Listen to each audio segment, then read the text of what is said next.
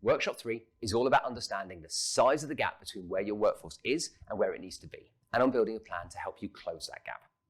Unlike the previous 2 workshops, it really helps if all the business representatives at Workshop 3 have had the chance to read and input into the write-up from Workshop 2. This is to ensure we're starting from a commonly understood and agreed baseline. Without this, you can find much of the conversation in Workshop 3 is about strategic direction rather than action. Now, the key attendees at this workshop are your HR or your people subject matter experts, and this is where they really earn their stripes. It's critically important that you have experts in recruitment, learning, and talent to help identify and shape the solutions required to help you build your workforce for the future. Now, similar to Workshop 2, whilst you can do this workshop in an hour and a half, I would strongly recommend you set aside much longer. This is largely because you don't simply want to be able to identify actions, you also want to be able to have the time to discuss them and work out whether or not they would work.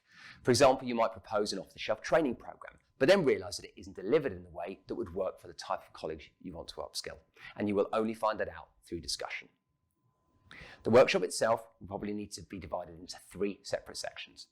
The first section should be used to check that everyone is comfortable with the summary from Workshop 2 and that everyone understands the future work, the future shape and size of the workforce, the key roles that will be impacted, and the priority or the decline in key skills. At this juncture, it's important to again remind everyone the numbers used are directional to inform thinking.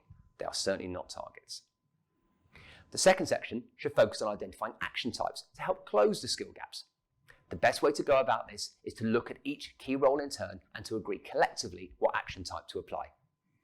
I've seen as many as 7 different action types, but for the purpose of the toolkit, we focused on 5. Build, buy, borrow, retain, and redeploy. So first off, the build action type, or reskill, upskill, and train. This is divided into foundation, intermediate, and advanced to reflect the complexity of the training. Foundation training can be done in a week, intermediate training is up to 3 months, and advanced training is more than 3 months. The second is the buy action type, or recruit, and it's any permanent resource that needs to be brought into the workforce from outside. Although it can also refer to internal hiring if you have the skills you need, but they are simply in a different part of the organisation. Now, this can be the most expensive action type and is likely to be used if building the skills takes too long or is too expensive, or if an immediate injection of different skills is required. The third action type is borrow, which is to do with temporary resource or partner resource, contractors, consultants, and it can be more expensive than building internally, but is clearly much faster to onboard than hiring permanent resource. It's also very helpful in providing temporary cover until you have the time to build the skills internally, and it can also be used as a deliberate strategic decision to deliver non-core activity in a more cost-effective manner. The fourth action type is retain, and this is where some employees may already have the skills you need, and therefore a retention plan is required to ensure that whilst you're closing the gaps elsewhere, you do not lose those employees that already have the skills you're looking for.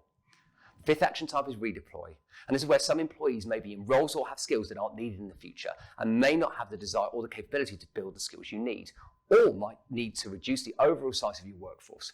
So it's important that you identify these populations early so you have enough time to support them to be redeployed, either to growth roles within the business area or elsewhere in the organisation, or to help them to find a role in another organisation by helping them to reskill. The third section of the workshop is to identify the specific actions to support each action type. Now, you can tackle this in one of 2 ways. The first is repeat the exercise you've just gone through by discussing each key role in turn, or secondly, by tackling each action type in turn, discussing potential actions for each. My personal preference is the latter, because you're more likely to identify common actions that can be applied to multiple roles. Where available, the relevant HR people SME should lead on the relevant action type to ensure their expertise and experience is used to identify the right actions to adopt. HR learning specialists should lead on the build discussion.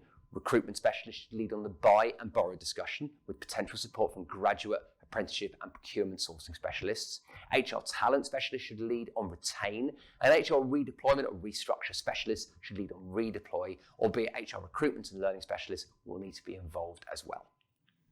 In the toolkit, you will find a list of suggested actions against each of the 5 action types, which should serve as a menu from which you can mix and match actions with guidance from your HR specialists. It's important as you discuss each action that you consider the time period and necessary lead-in time. For example, a typical graduate development cycle is 2 to 3 years, meaning it cannot be a short-term buy action. Before you leave, it's very important that everyone is clear on next steps, like with the other workshops. Firstly, you'll need to write up the agreed action types and actions, and the templates provided in the toolkit should help you to do this. Secondly, there are likely to be some outstanding questions for some HR specialists to take away about particular actions or solutions. Thirdly, unlike the previous 2 workshops, this workshop marks the end of the planning phase. And once you've agreed an action plan, which might still be a number of weeks away, you then need to move to implementation, which is a whole new phase of work. And for this, you'll need a project team, budget, and agreed support from HR. And all of these will take time to agree and mobilize. So agree how to manage those before you leave the workshop.